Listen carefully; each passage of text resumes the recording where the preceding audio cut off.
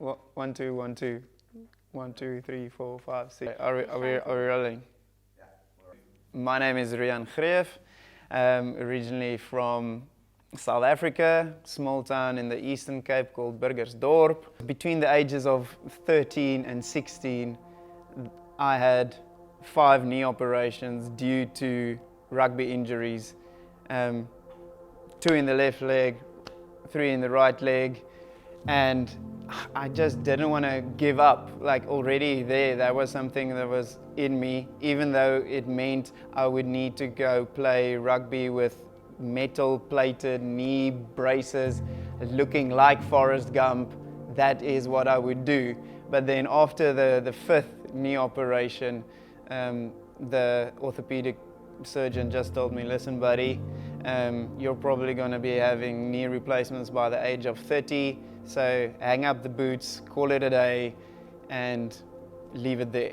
At university, in my first year, I also ran at the University of the Free State in Bloemfontein, just the first 3 months, but the one morning I woke up, needed to drink an anti-inflammatory again to just get out of bed, and that is where I made the decision, like, listen, I can't live like this. I can't be so dependent on pain medication just to do what I love. This doesn't make any sense.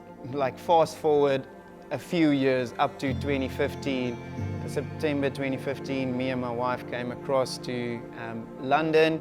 Then in 2017, in the beginning of 2017, me and my wife, we were going to the CRC Wimbledon South, like the Southwest campus, and it was a morning service. Pastor Tabu was preaching, and I cannot explain it. It's almost as though God just talked to me during a short stint of Pastor's sermon. Pastor Tabu went off topic during his sermon and just said, there's a young man in the congregation today that needs to take the healing for his knees. And I wasn't even in the same venue as him. He was in the east of London. We were streaming it, but he was talking to me. God was talking to me during that few seconds, and I just jumped up and put my hands up, and I said, that's mine. And I took it, and I can't explain it, but I felt like burning on my knees, and I just, by grace through faith, said, I am healed. And since that day, started running.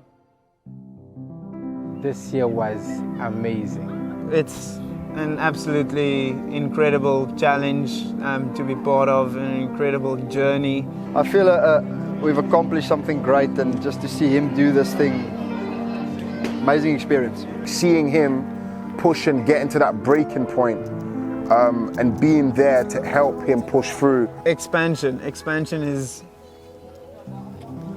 what it's all about. What's up? Yes, man. Good to see you.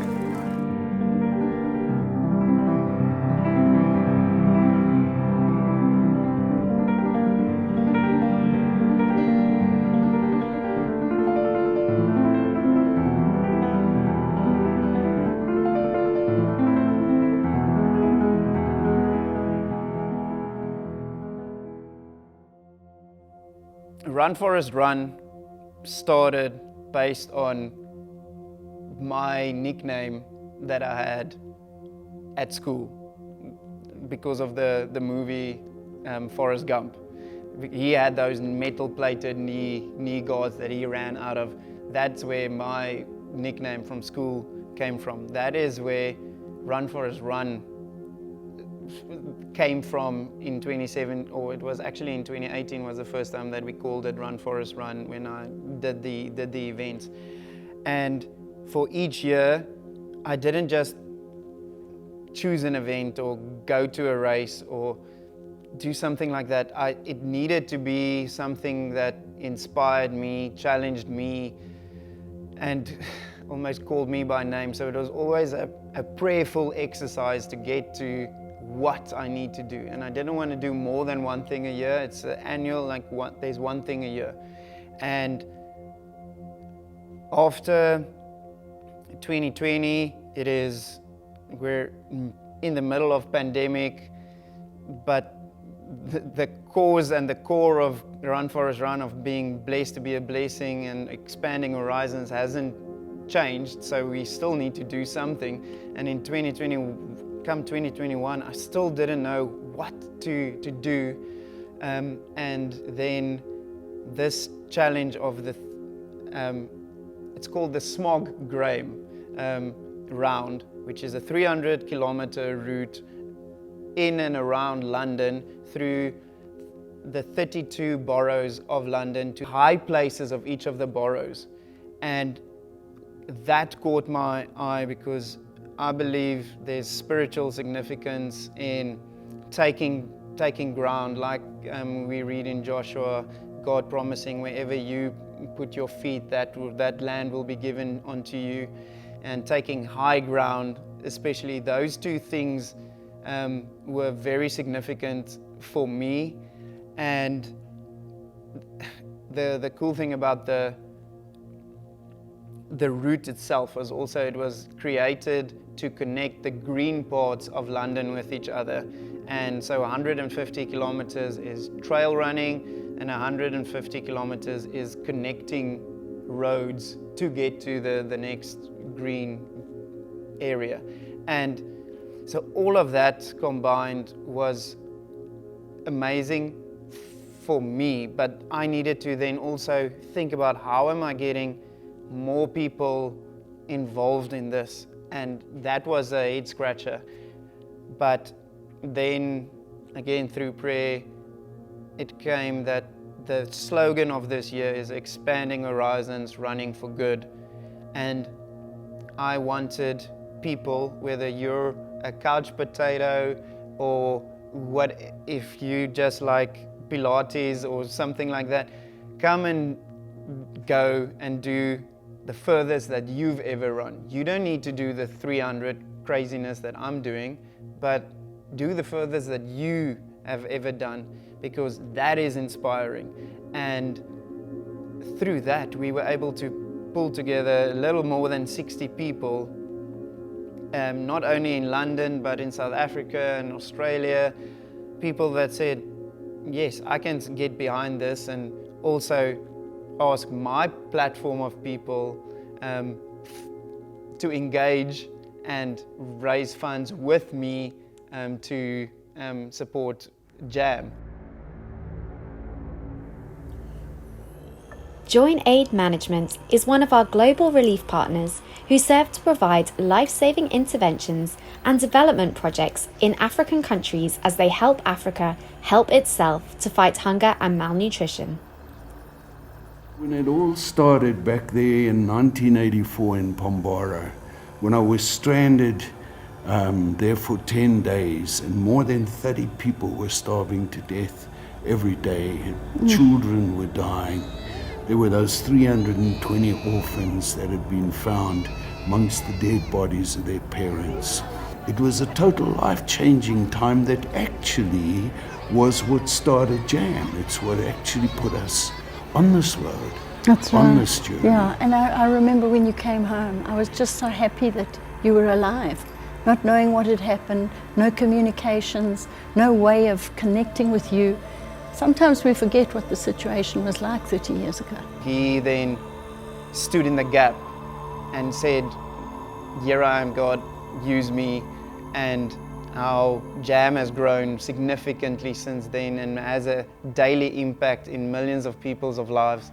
And what I connected the two from there on out.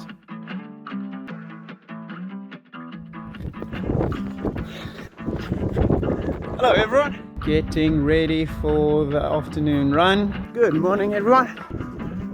So, I'm on circle 1. I am going to go out for a run. Yes, you heard me right. Run, Forest, run! All for jam, all for jam! Yeah. Might be the slowest horse on the track, but still getting the kilometers in. That's my morning 10k done.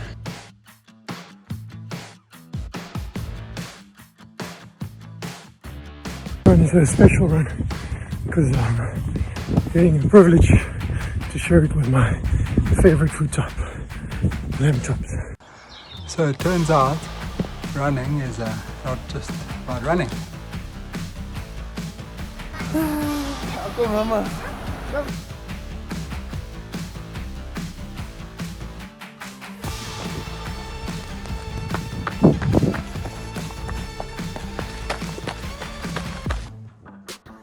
It is round 3 of the forest front yard. Quite awesome atmosphere. There's still a lot of time to join us. I'll be here for 16 hours. When things aren't going your way, but when you then still decide to get up, get going, get out of the door, because you know there's purpose. I want a God idea that people can buy into and participate, and that's where the 300 expansion challenge was birthed. I would say it was birthed through prayer, and my vision was to bring even more people in so that we can impact more people, and more people can be impacted by what we're doing.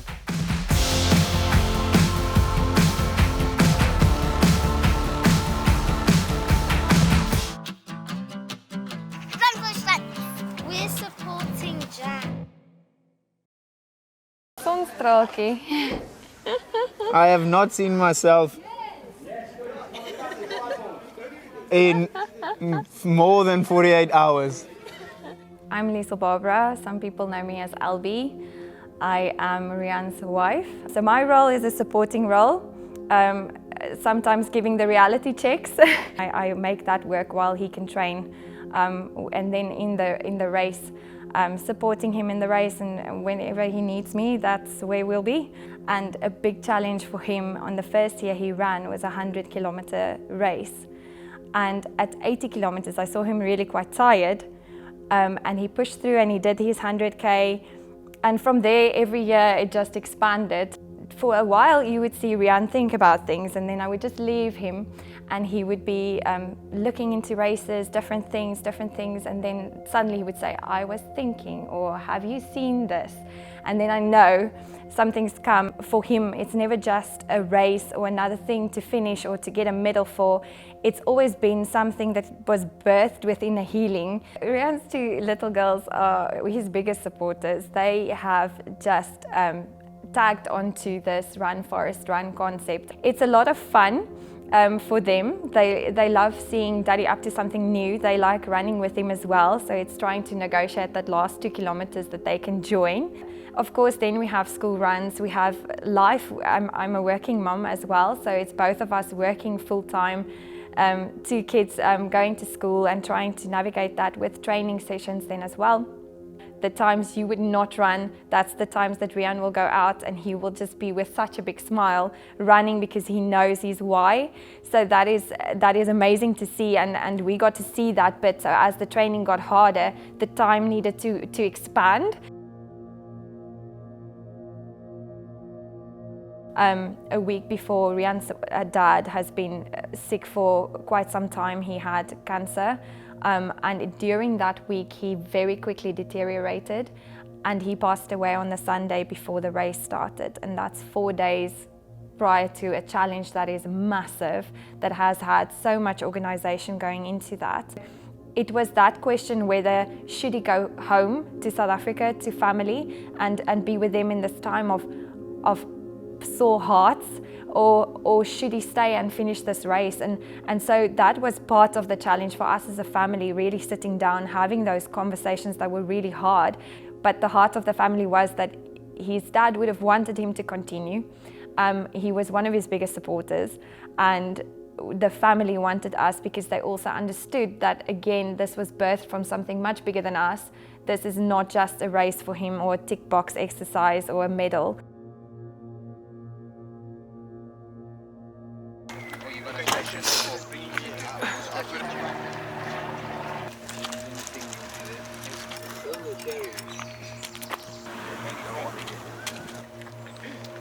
Yes, but no. 20 seconds. No. The tracker is in there. So the first day I can remember he was about 30 kilometers in, and we had this beautiful lavender field where we were waiting for him. And it was just it was so pretty there, and he was doing his 30 and he was still looking great, and he had a quick pit stop there. Had a laugh because he said 10 minutes and then we need to leave, and everybody was sort of thinking yes, 10 minutes, but on the 10-minute dot he left and people were running behind him to catch up, and that just showed the seriousness of keeping to time within the run and the challenge. Okay guys, 5 minutes on the clock. The crew had to be so sharp in every break point, because if they decided they would like some coffee or they needed something else, the message would come in about 5 minutes out. What? Take one. That would be perfect.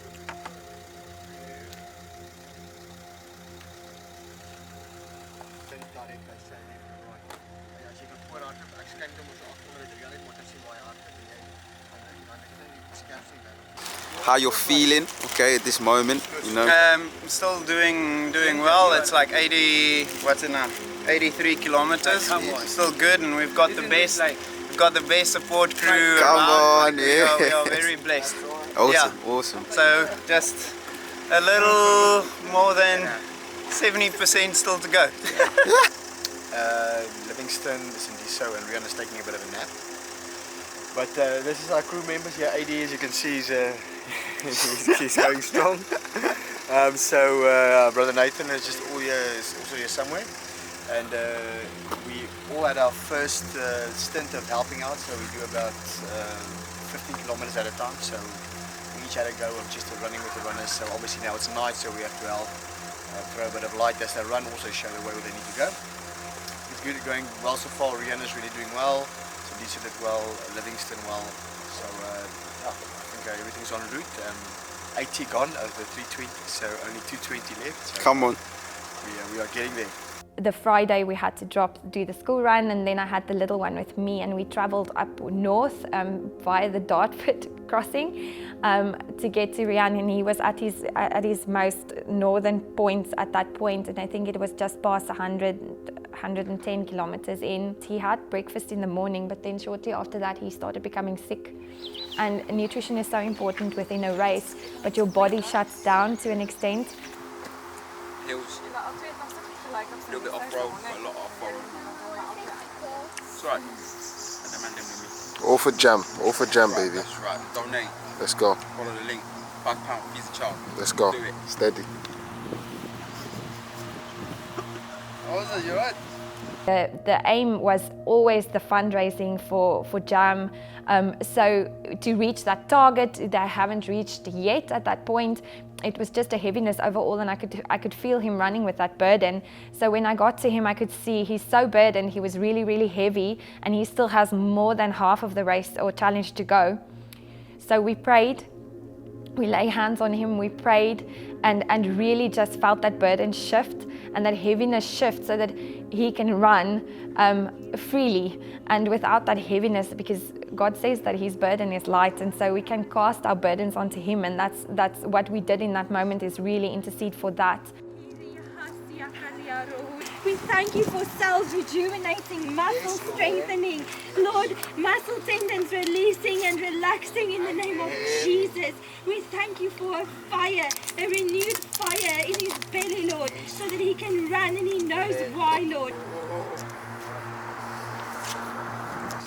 No, I think it's I know if I have a feeling when he needs me to be there, and I think not to be able to get there quick enough is probably the one thing I would be driving, thinking I'm almost there. I'm almost there. During that time, also how she prayed for me, interceded for me, and just helped me through some very dark spots. So even in the dark, there was light. The time is currently 9:31. Rehan is about to head off. We're currently on 195 kilometers, so the body's feeling it. We've got 105 left to go, so he's fueling up. currently in East Ham. Ginge, anything for the camera, any feedback, anything you got to say? I'm super excited for my second stint. Let's do Just it. supporting. Let's go for it. Let's go for it. By the evening, I could hear by my calls to him that he was starting to worry about this, and this is affecting the way he's taking this challenge on, 200 kilometers plus. I asked him whether he needs me to come, because I wasn't planning on coming that night. He has the support crew, and he hesitated, so I said, okay, I'm coming. So I knew I had to go, had to make a plan with the kids, and we had lovely friends that I drove to Woking for, and I could literally leave them there with them. Drove back into London and had the most interesting date night of my life, where we did a 16-kilometer run in the middle of the night. I ran with him because I knew that I can't just meet him at the next stop. He really needed me there, praying for him with him, and really just that was a mindset that he had to at that point overcome. Of course, as well, that leg was the leg that it was raining hard. The rest of the race, it was okay weather, sometimes quite hot. That night it rained, but at 215 kilometers I would need significant amount of prompting to tell me to go on. And I know everybody was exhausted by then because it's very little sleep. With Rehan sleeping, he always tells everybody that he will only sleep for 20 minutes at a time. A day and a half into a race, that's not enough to sustain you. So at that point, after our long run, for me, long run, by then it was 200 and something kilometers for him, he had to take a longer break. So he had runners who did their first 100 kilometers with him as well along the race or challenge, and it was also good to see their energy come in and their fresh legs, and Tian was running with him as well at the end. Sindiso was running with him in the beginning, and so just to see them as well, and they are awesome because they were supporting each other. He would walk for a couple of 100 meters or so, and then he would pick up his own legs to start running again. And that is something that just says so much about him and this challenge. There's nobody saying, go on, do this next, or do further, or go more. It's him internally being able to put that strength into that next step to go into a run. And I saw that nobody had to tell him, he had to tell me, we're running again. When he then entered that area where everybody was waiting for him, Scott joined him as well, and he did his first ever 100 kilometers. So that is just also an amazing feat. And we had the family on FaceTime, so they were running in with him. They got to see that finish, and it was just such an emotional moment of accomplishment, because the why was to raise the funds. We managed to hit that target on race day, on that final day that was reached, and so that was such a big celebration. We also managed to finish the challenge well within the time frame, expected time frame, and so and then we had the family there as well to celebrate with him, and it was really just such a special day. That's just an inspiration for me. It's something that his daughters can carry on for. You don't give up, you put your next leg down and you just keep on running, and if you know your why, then that's easy. There's something beautiful about the finish line, about how many people stayed after finishing their runs so early, waiting to see that. That is definitely special, but for me personally, it is how people sacrificed not only time but themselves to help me do what I do.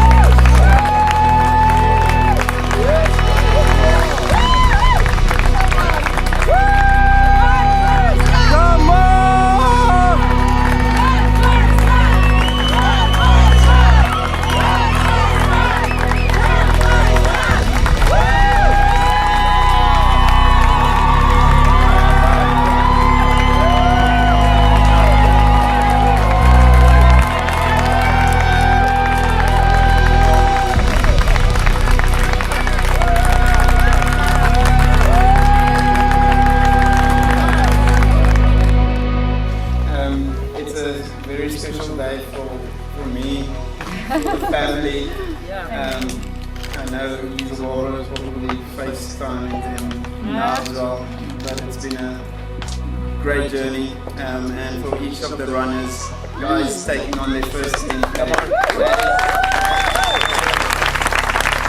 taking on their first 100K. And everything in between, the entire thing is about expansion, expanding what you thought is possible. And I hope that just through this, you will you will continue to grow, expand, and push boundaries. Amen. Thank you, everyone.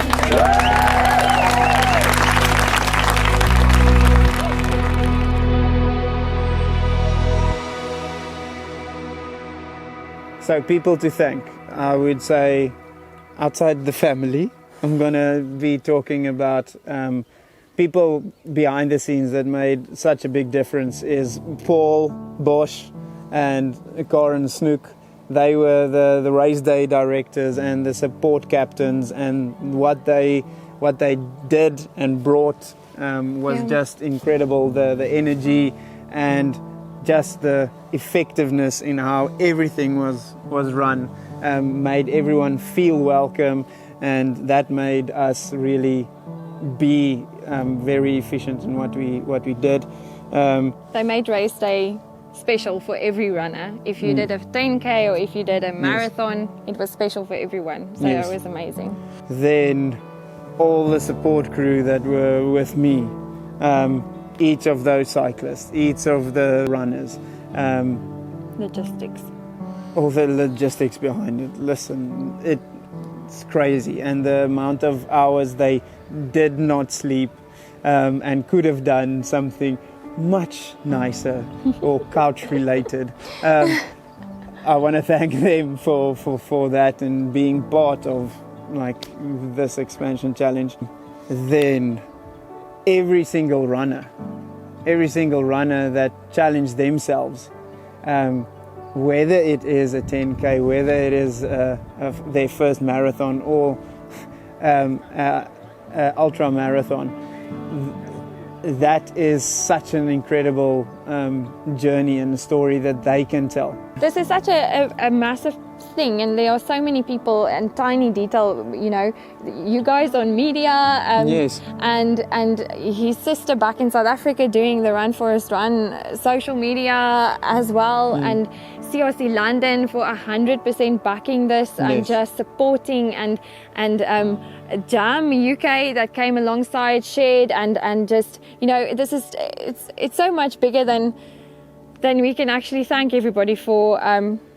It's just amazing. Every prayer, every bit of support, amazing. That's a wrap. Thank you so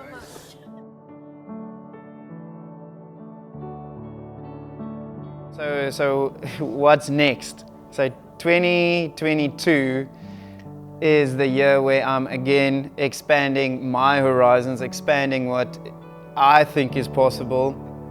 Triathlon. So the plan is to do 3 triathlons, full distance triathlons, so 3.8 kilometer swim, 180 kilometer cycle, and a 42.2 kilometer run, which is a full marathon. Complete that 3 times in 3 countries in the space of 6 days. It's also, again, not just me. I want people to also be part of the craziness, but also raising funds for Jam, which is now ForAfrika, and we raised £50,000 last year. The goal this year is £100,000. So we're expanding, we're stretching our faith, we're stretching what we think is possible, and we're believing God for miracles. I'm challenging myself to start swimming, start cycling, and continue running through the triathlons that I'm going to be taking on. But the cool thing is Jam has also rebranded since April 2022 from Joint Aid Management to ForAfrika. And this is an amazing transformation in how they want to get their message out, as not just being aid, but being Africans that want to see an Africa that thrive. They are coming alongside the local people of each of the countries that they're involved in and taking hands with the community to uplift the community. They're not just there to give handouts, they come and they're standing alongside them, and that is beautiful. They are for Africa.